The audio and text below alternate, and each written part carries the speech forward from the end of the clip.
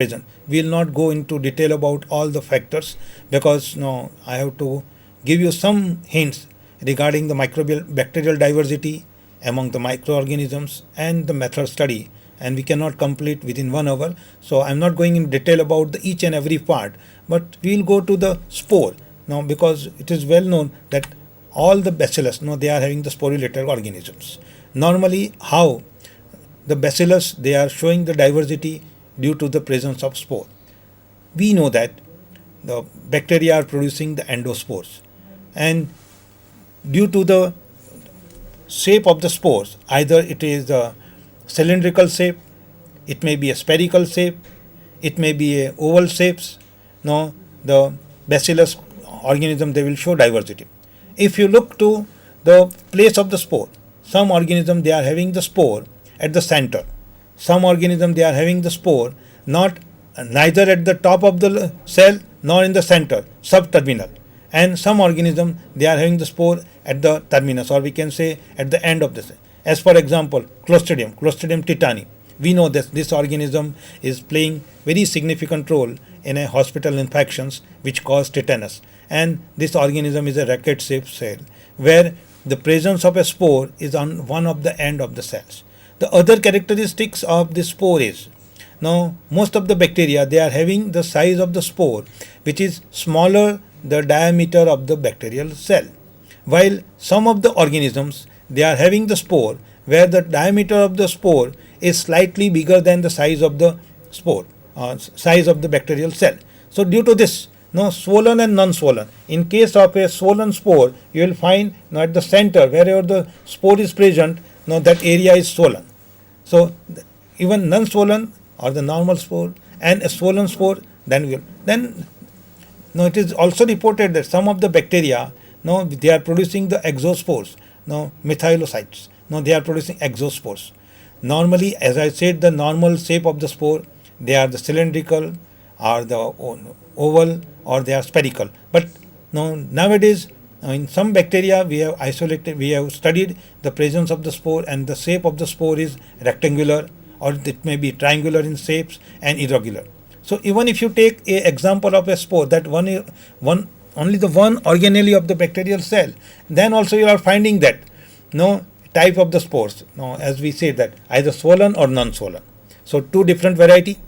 Then if you go to the shape of the spore, so either it could be cylindrical, it could be spherical, or it could be oval, it could be rectangular, or it can be triangular, or it can be irregular. So once again 5-6 variety. So 2 into 5. And if you find them the space of the spore, then they are present either subterminal, terminal or central. So once again 3.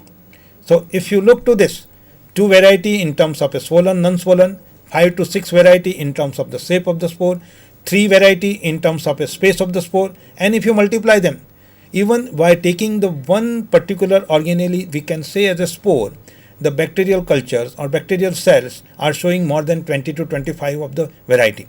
So this will give you some idea that how the microorganism they are unicellular. They are observed under the microscope and the size may be 1 to 5 micron. In spite of this, they are showing morphological very wide variety, very wide diversity. If you look to how this organism they will live with each other, association, relationship. Now, when we are talking about the ecosystems, when we are talking about the growth of these organisms, how they are interacting with a plant or animals, now symbiotic and non-symbiotics. We know that now symbiotic nitrogen fixations, now rhizobium group of organisms, they are associated with the root nodules of a legume plants, and they are fixing the nitrogens, they are giving that nitrogen for the growth of the plant, and plant is giving some materials for the growth of this rhizobium group of organisms. Non-symbiotic nitrogen fixation, azotobacter group of organisms. And you can take any example of a living creatures, any animal.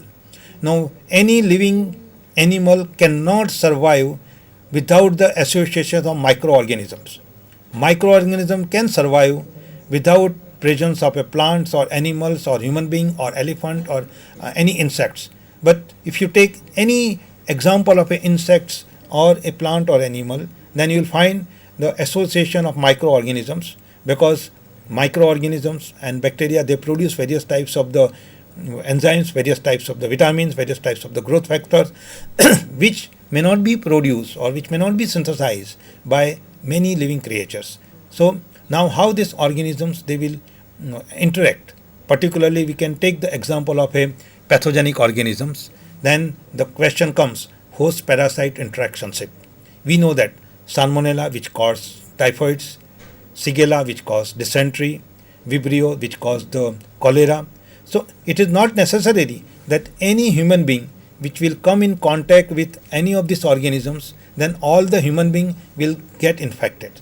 It depends upon the virulence power of these organisms. And even in case of suppose Salmonella or a Shigella or a Vibrio, a different isolates of these organisms, they are having the different pathogenicity, different virulence power.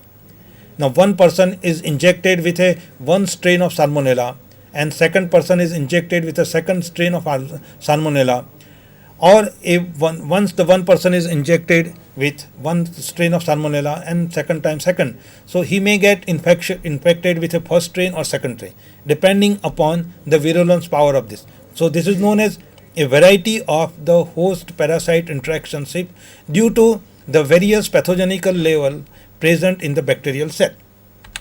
If we look to we have seen the morphological diversity, we have seen some of the associations. Now we are looking to the physiological diversity among the bacteria.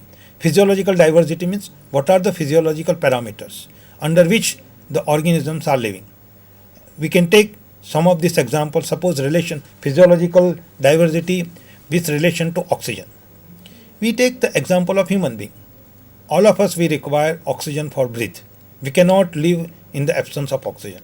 While in case of microorganisms, in case of bacteria, you will find some of these organisms, they are the aerobic organisms. Some of them are anaerobic, means the others, as for example, Clostridium group of organisms, they won't require oxygen.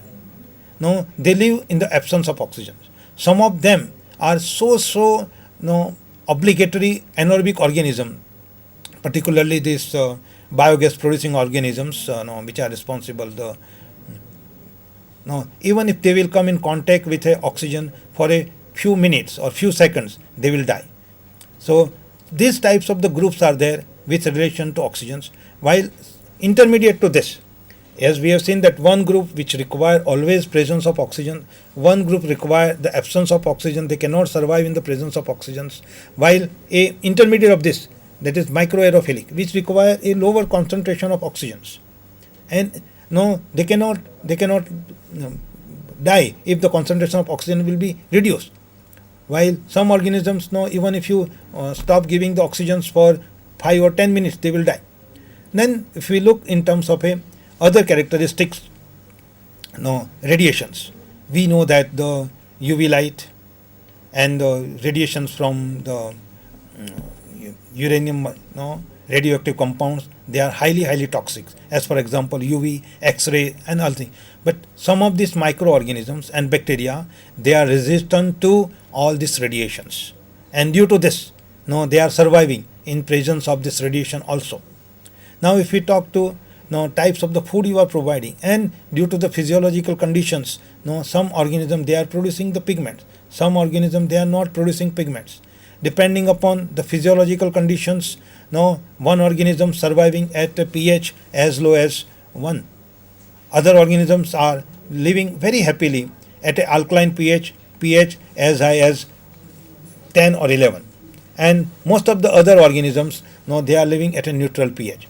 So physiological variations among the bacteria are very wide. Now this we can see that when we talk about the extreme condition in which the bacteria are living, or extreme condition in which the microorganisms are living, then definitely we will come to know that due to the physiological diversity, due to that tolerance, due to that resistance power which you find in case of the organisms, they will grow and they will do the function where you cannot think about the possibility of life. And this organism, they are living and they are doing their normal activity. This is due to the specific characteristics of these organisms, their tolerance or resistance to H ion, presence or absence of oxygens, presence or absence of the metal ions, high pressures, low pressures, water activity, so on and so forth. And due to this, you will find various variety of the extreme condition in which you are living. Now, this slide shows now extreme condition in which the bacteria or microorganism can survive. And if you correlate this with the condition in which we can live, then definitely you will get the idea that what is tremendous capacity this bacteria are having. Now, as for example, we can take the first example of a pressure. Now, normally we all living creatures are living at 1 atmospheric pressure. Now, suppose if I am present in this room, when you are working in the laboratory or when you are walking on this environment, then we are having 1 atmospheric pressure. And these organisms, they are living to a very high pressures, as high as 1000 atmospheric pressures. So they live at 1 atmospheric pressures. Some of them they live at 1000 atmospheric pressures. Can you think about? It is pressure means it is as high as, suppose if I am walking and somebody will keep a train of nearly 50 to 100 bogie on my head vertically, and whatever the weight I am getting, still I can live very easily.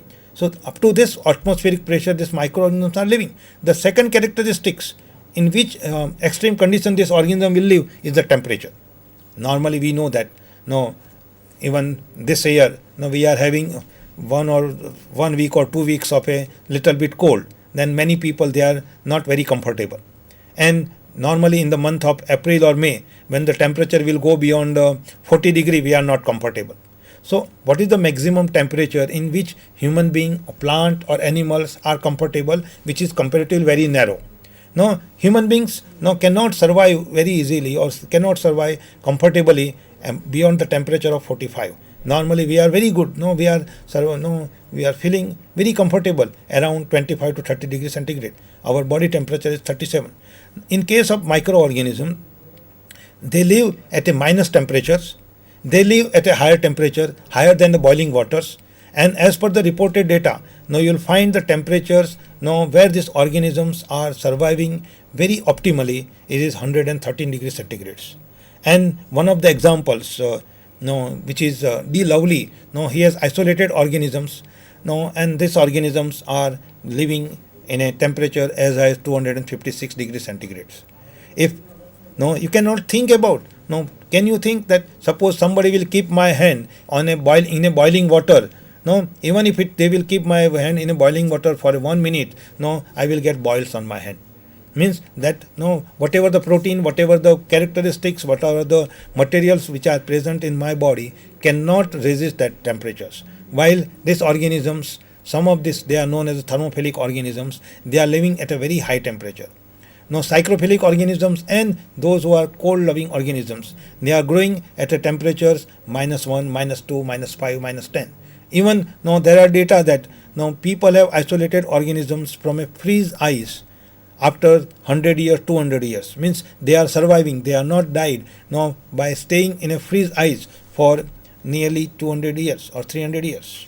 So this is we can say the variety of the characteristics they are having, and this will give you very good informations for many scientists, because we know that why temperature we are not able to tolerate.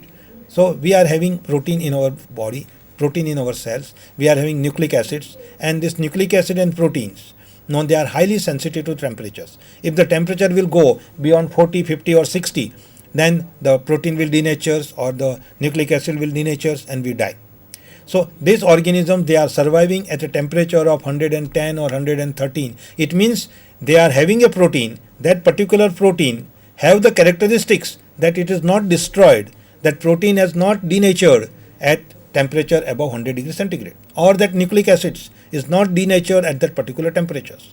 And suppose if we find out this type of the protein or this types of the nucleic acids, and if we use this, then it would be the heat resistance nucleic acid or heat resistance protein, and that will give you the idea. Now, so in the second example, in terms of a depth of the water or depth of the earth where these organisms are living, and if you look to this data which is given here. Now, if we take the example of a depth in which the organisms were isolated, then it is nearly 2000 meter depth of 2000 meter depth of this earth which is found, and 10,000 meter depth of the ocean they are found.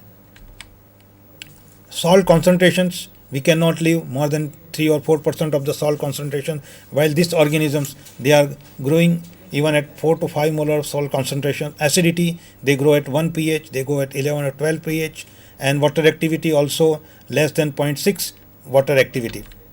Now, if we give other diversity, then in terms of a types of the electron acceptor and electron donors they are using, then it is chemolithotrophs, photolithotrophs, mixotrophs, photoheterotrophs, heterotrophs. Now, if you find this, then it is depending upon which type of the electron they are using. Either they are using the sunlight as an energy source and carbon dioxide as a carbon source, or they are using the sunlight as an energy source and they are using organic substance as a carbon source. Depending upon this, now various types of the grouping was done in case of the microorganisms. Chemolithotrophs, mixotrophs, which can be happy either it's organic or inorganic materials. Now, this is in case of a substrate utilization. Can you see in this plate? Now, this plate is having 96 well, and organisms are growing. They are utilizing a various types of the substrates, and on the base of this, one organism is utilizing one substrate, other organism is utilizing other substrates, and you can find out that diversity of this organism in terms of a metabolic activity. Now, then we go to the functional diversity, how this organism will function. Dear students, I may not able to finish the complete methodology and the diversity. So today I am giving some notes about the functional diversity, how this organism they are doing the anabolic and catabolic activity. I will skip some of the slides, and then if we want to conclude that how these organisms or why these organisms are so diverse, definitely we can say that these bacterial cells they are very small. It is even much more smaller than our cells, and still they are showing the diversity. And the main reason for this diversity is because they originated first on planet Earth. If we find out the age of the planet Earth, which is 4.6 billion years, and nearly from 3.6 billion to 3.8 billion years, there is a bacterial cell on planet Earth. While if we see the age of a plant or higher organism, then it is hardly a very small as compared to this. So 0.6 billion years. So the organism they have ruled this planet Earth for